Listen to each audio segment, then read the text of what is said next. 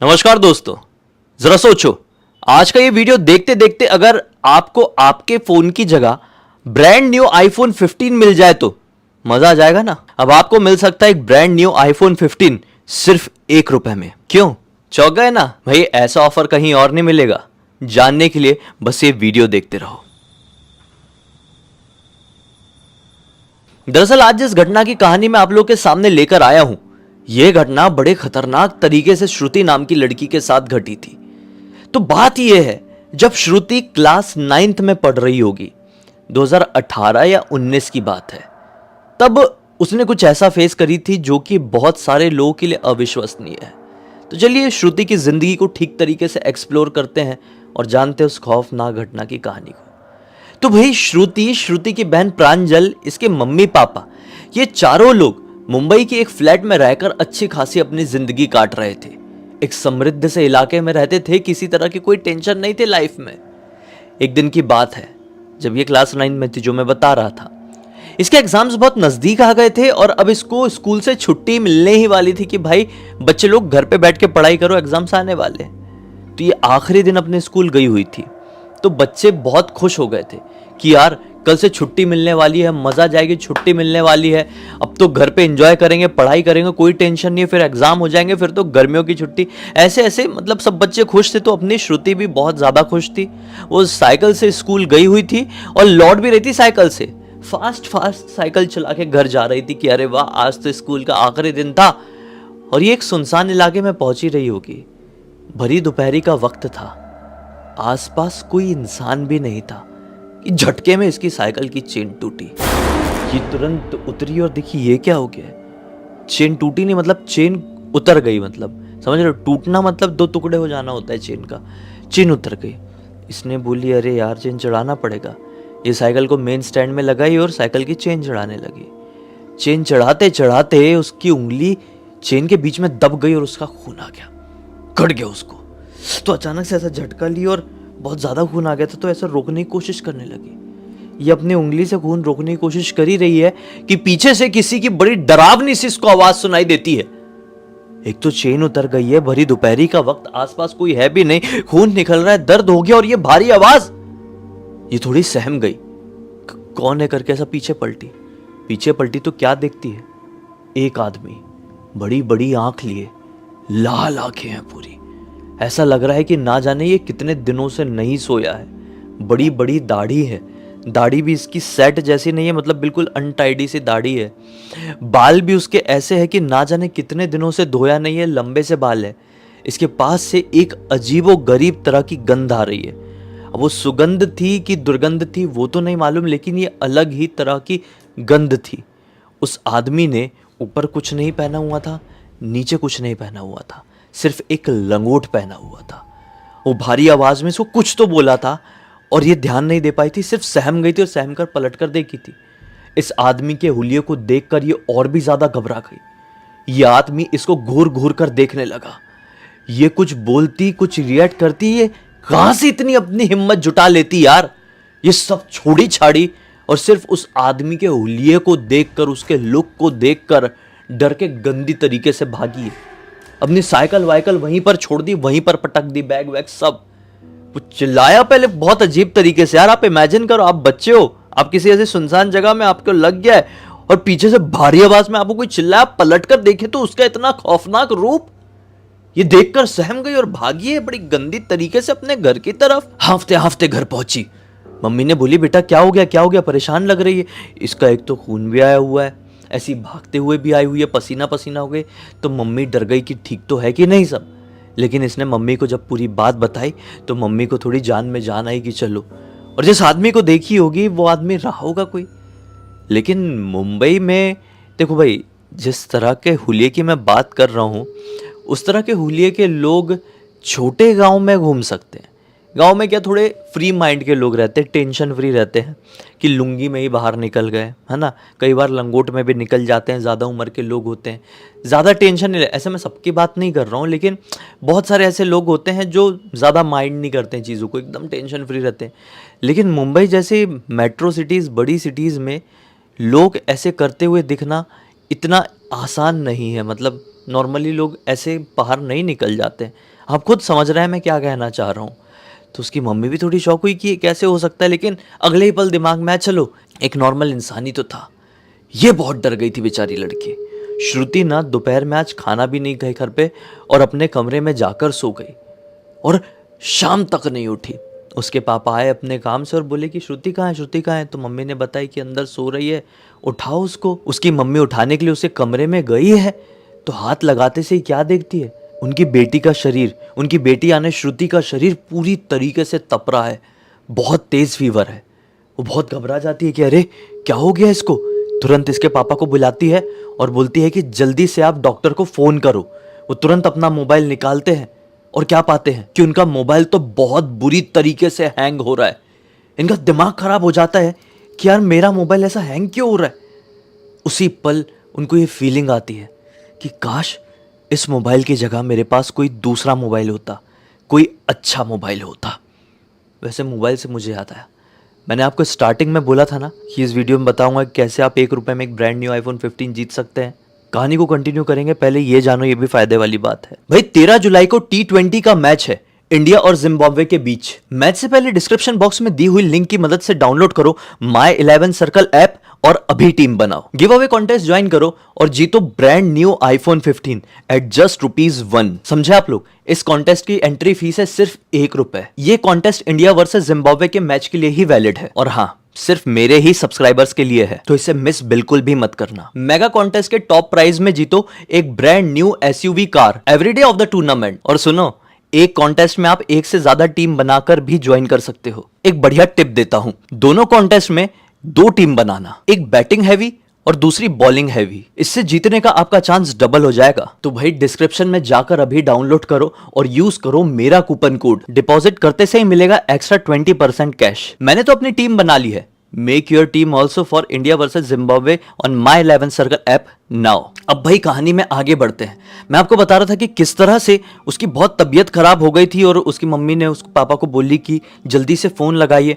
उस समय के लिए इनका मोबाइल तो हैंग किया, लेकिन किस्मत से उनकी वाइफ यानी कि श्रुति की मम्मी का मोबाइल चालू था। वो तुरंत उनका मोबाइल उठाते हैं, डॉक्टर साहब को फोन करते हैं और डॉक्टर घर पर आते हैं।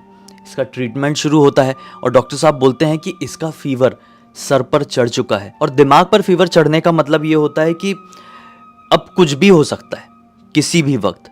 डॉक्टर साहब ने बोले कि इसे जल्दी से हॉस्पिटल ले चलो। उसको हॉस्पिटल लेकर गए। अब भाई वहां पर उसका ट्रीटमेंट वगैरह शुरू हुआ, इसको एडमिट कर दिए।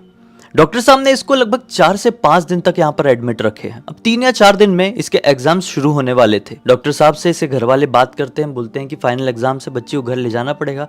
डॉक्टर साहब ने बोले ठीक है, अभी इसकी हालत थोड़ी स्टेबल भी है, आप दवाइयाँ कंटिन्यू रखो, कुछ भी जरूरत पड़े तो तुरंत फ़ोन कर देना।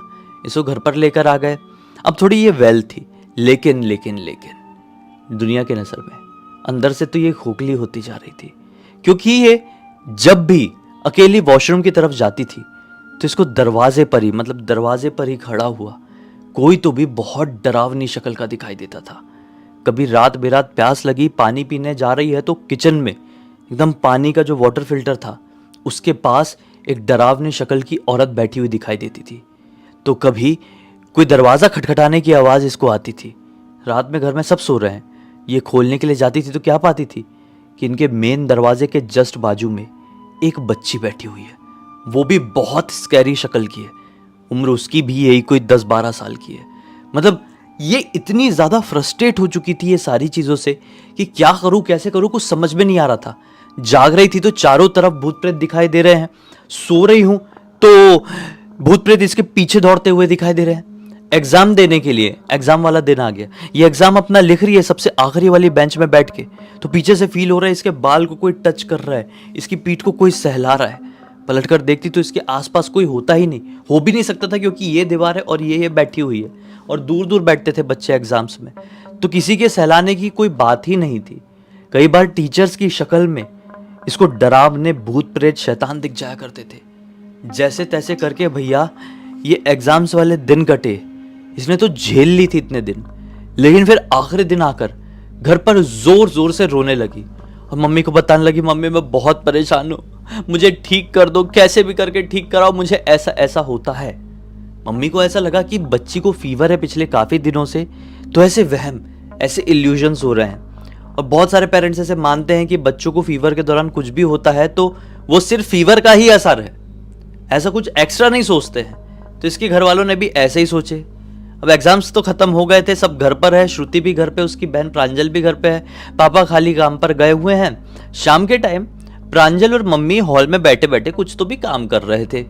श्रुति ने बोली कि मैं अंदर से आ रही हूँ, रुको 2 मिनट में। वो अंदर गई बेडरूम में और बाहर ही नहीं निकली। 1 घंटे हो गए, 2 घंटे हो गए, बाहर नहीं निकली। रात हो गई, रात के लगभग 8 बज गए, ये बाहर नहीं निकली। तो मम्मी को थोड़ा सा ऐसा लगा कि यार ये अपने रूम में बैठ के ऐसा क्या कर रही है, 2 मिनट में आ रही हूँ बोल के गई थी, सो सा गई क्या? और अगर सोई है तो बहुत देर से सो रही है, शाम के इस वक्त नहीं सोना चाहिए। उसकी मम्मी जैसे उसके कमरे में आई तो क्या देखती है कि उनकी बेटी अपना यहाँ से हाथ काट रही है, चाकू है उसके हाथ में, और जो खून निकल रहा है पी रही है, फिर काट रही है, फिर पी रही है। और छोटा मोटा घाव नहीं हो रहा है, बड़ा खतरनाक गहरा घाव हो रहा है।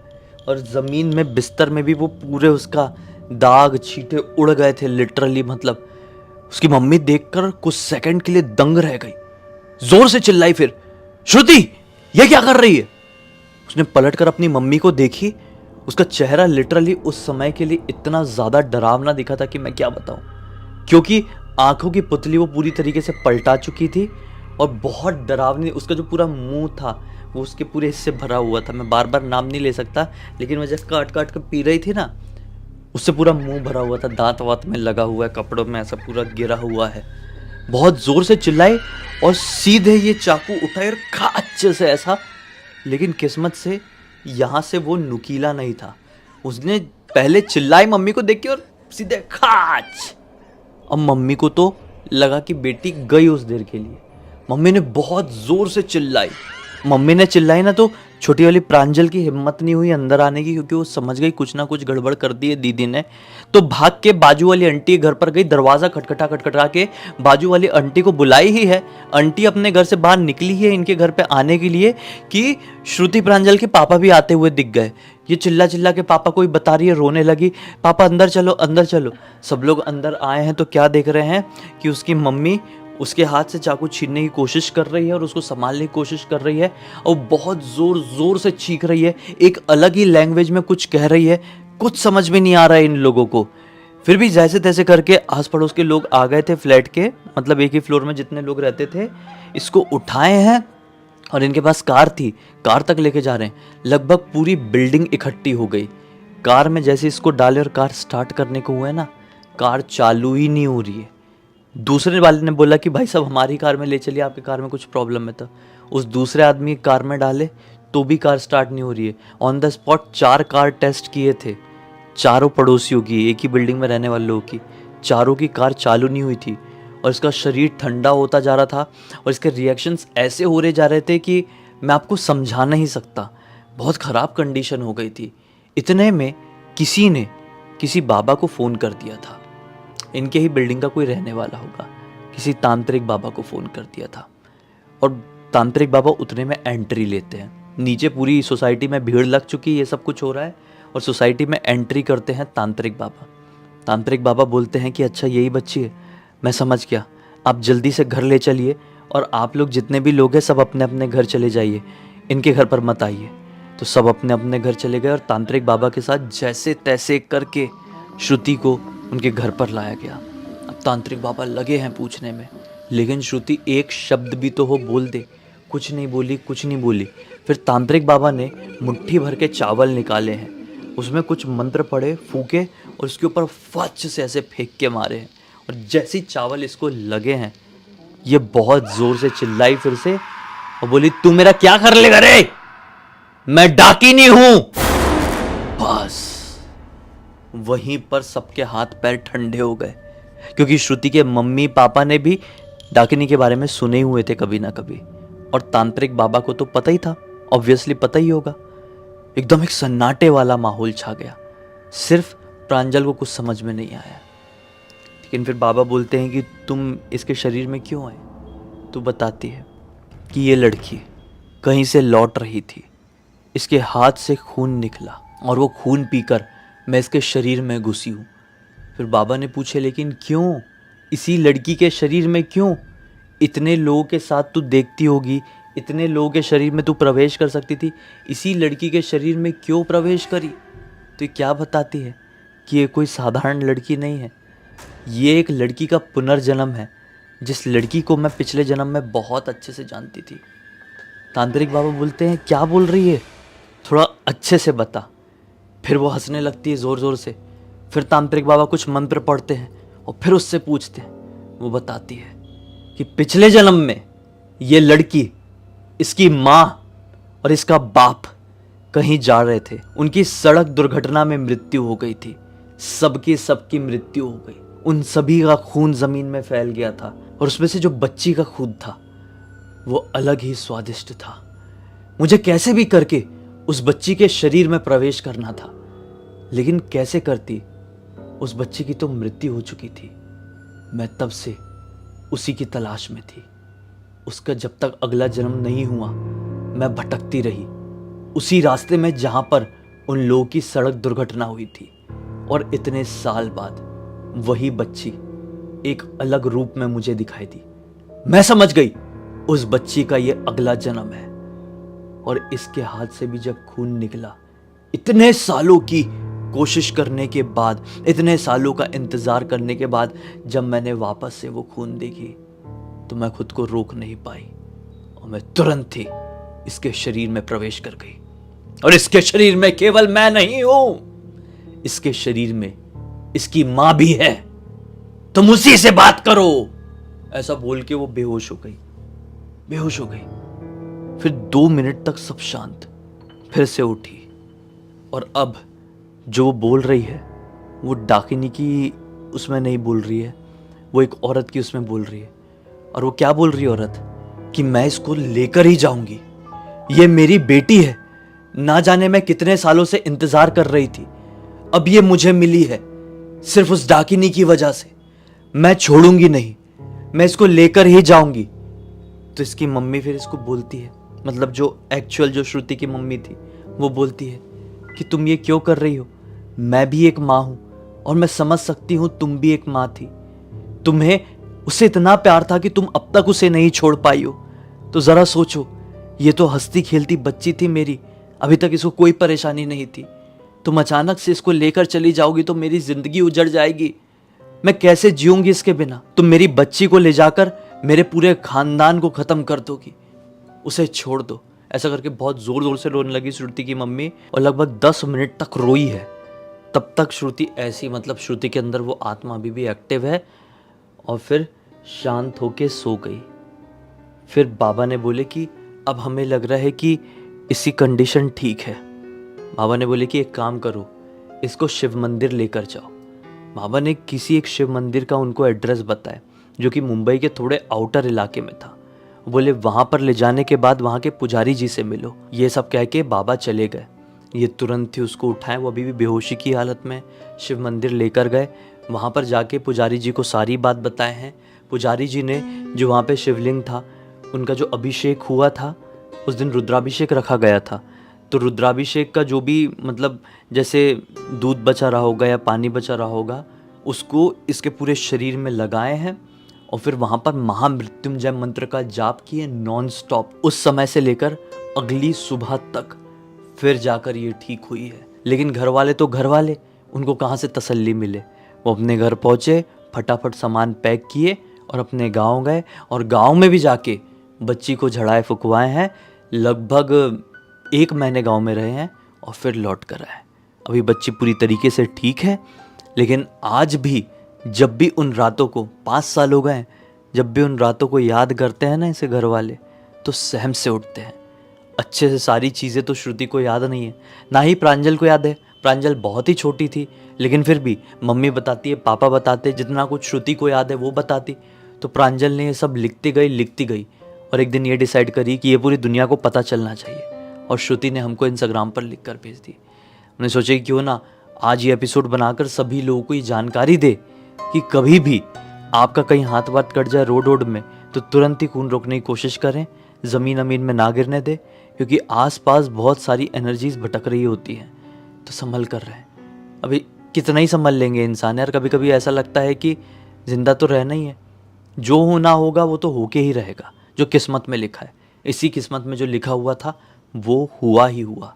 लेकिन घर वालों के नज़रिए से देखे तो सही समय पर सही कदम उठाए और सब कुछ अच्छा रहा। खैर, अब इसी एक नोट के साथ इस कहानी का अंत करते हैं। अब तक इस वीडियो को देख लिए तो लाइक ज़रूर कर देना, चैनल को सब्सक्राइब करके बेल आइकन के ऑल के ऑप्शन में क्लिक करना, क्योंकि इसी तरह के हैरान कर देने वाले खौफनाक वीडियोस डेली आप लोग के सामने लेके आते रहते हैं। इंस्टाग्राम की लिंक इस वीडियो के डिस्क्रिप्शन बॉक्स में मिल जाए, क्लिक करके डायरेक्टली वहाँ पर पहुँच जाना। और इसी तरह की कोई भी कहानी, टॉपिक या जानकारी आप लोग के पास भी है तो लिख भेजना, हो सकता है हमारा अगला वीडियो कल आपके हिसाब से ही बन रहा हो। जाते जाते भाई एक और बात, वीडियो के डिस्क्रिप्शन बॉक्स में और कमेंट सेक्शन में पिन करके मैंने माई 11 सर्कल ऐप की लिंक डाल दिया हूं, डाउनलोड करना मत भूलना, क्योंकि वहां पर आप ₹1 में जीत सकते हैं brand new iPhone 15। Mega contest में आप जीत सकते हैं brand new SUV car every match day of the tournament. साथ ही साथ आपको पहले डिपॉजिट पर मिल सकता है 20% एक्स्ट्रा कैश। तो देर किस बात की, शुरू हो जाओ और मस्त से सो जाओ। हम कल फिर से मिलते हैं, तब तक के लिए बहुत बहुत धन्यवाद। आपका दिन शुभ हो।